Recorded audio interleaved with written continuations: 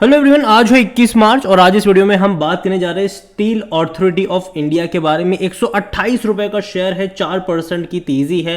हालांकि मॉर्निंग में अच्छी तेजी थी, यहाँ पर शेयर 131 रुपए से भी ऊपर गया था और तकरीबन यहाँ पर तेजी जो थी वो 6% के आसपास की थी।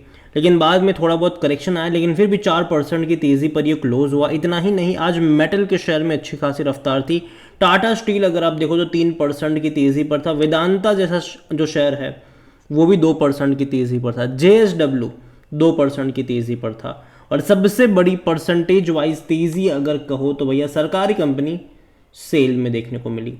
128 रुपये का शेयर है, एक महीने में अगर आप देखो तो जहां था वहीं पर आ गया। लेकिन पहले तेज़ी आई थी, बाद में गिरावट आई, लेकिन अब धीरे धीरे धीरे धीरे करके साइलेंटली मूव कर रहा है। बात करेंगे वीडियो में इसके बारे में, लेकिन उससे पहले अगर आपने अभी तक चैनल को सब्सक्राइब नहीं किया है तो प्लीज़ अभी इसे सब्सक्राइब कर लीजिए, क्योंकि आगे भी बहुत सारे वीडियोस हैं जो आपको काफ़ी ज़्यादा हेल्प करेंगे। तो 128 रुपये का शेयर है सेल का, एक महीने में जहाँ था वहीं। लेकिन हाँ, तेज़ी भी आई, 2 दिन लगातार, मतलब दो दिन में बेहतर तेज़ी बनी थी। यहाँ पर 121 से 140 से भी ऊपर गया था ये।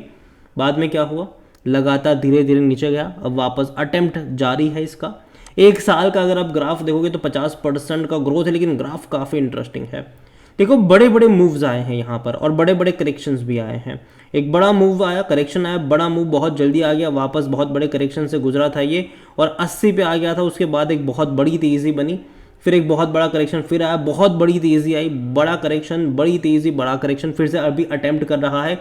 लेकिन बाद में कुछ टाइम बाद वापस नीचे की तरफ ज़रूर आएगा और मुझे लगता है कि 120 रुपये के नीचे जाने के चांसेस रहेंगे। अभी मुझे लगता है कि यहाँ पर जाकर ये 130 135 के करीब जाएगा, बाद में फिर से गिरकर 120 पर भी आने की संभावना ज़्यादा है इसकी। यहाँ पर अगर आप 7% का मूव यहाँ पर सेल में देखने को मिल गया। एनालिस्ट यहाँ पर क्या कहते हैं वो भी जानना जरूरी है।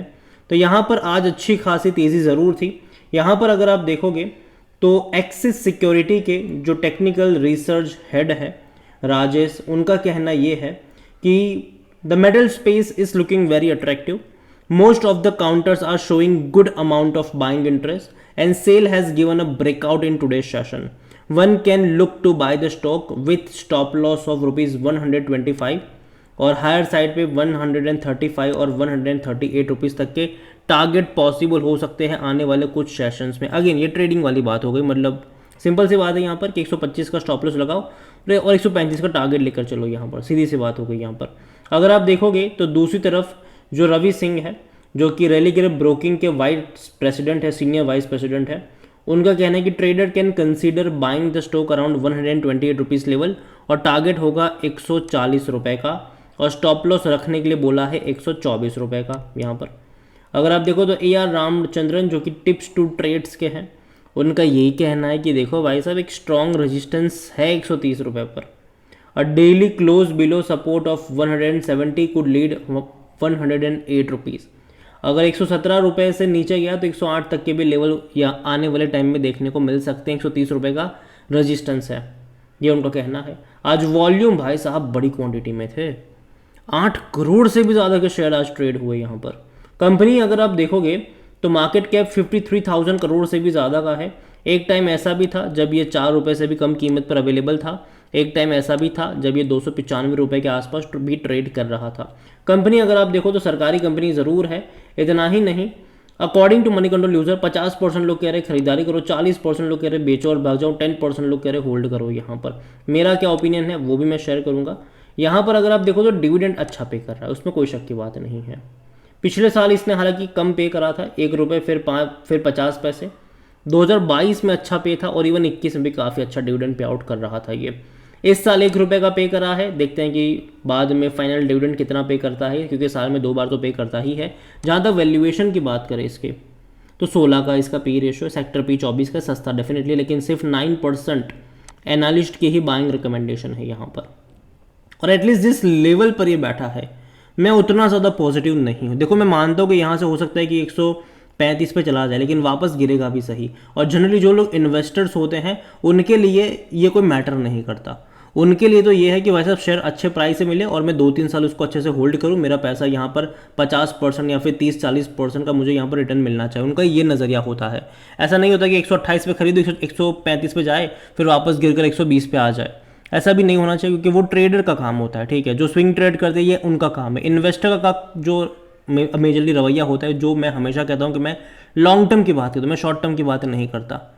मैं इतना ही कहूँगी, देखो मौके बनेंगे, लेकिन कब कब ये भी जानना ज़रूरी है।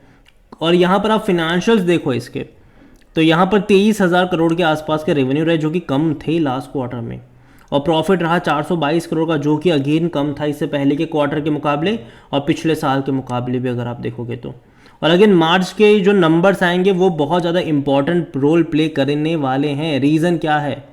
रीज़न ये है भाई साहब, क्योंकि पिछले साल मार्च में रेवेन्यू बहुत हाई था और प्रॉफिट और हाई था। तो यहाँ पर अभी जब इनके नेक्स्ट मार्च क्वार्टर के नंबर आएंगे तो सीधे सीधे इसका कंपैरिजन होगा पिछले साल के मार्च के क्वार्टर से, जहाँ रेवेन्यू तकरीबन 30,000 करोड़ का था और प्रॉफिट तकरीबन 1,160 करोड़ का था। और अगर इससे कम आया तो डेफिनेटली वो अच्छा पॉइंट नहीं होगा, अच्छी चीज़ नहीं होगी इसके लिए। अगर हम शेयर होल्डिंग के बारे में देखें तो जो प्रमोटर है उनके पास 65% की होल्डिंग है। प्रमोटर कौन है? गवर्नमेंट है यहाँ पर। 5.18% म्यूचुअल फंड के पास है, 10.29% डोमेस्टिक के पास है, 4.34% एफआईज लेकर बैठे हैं।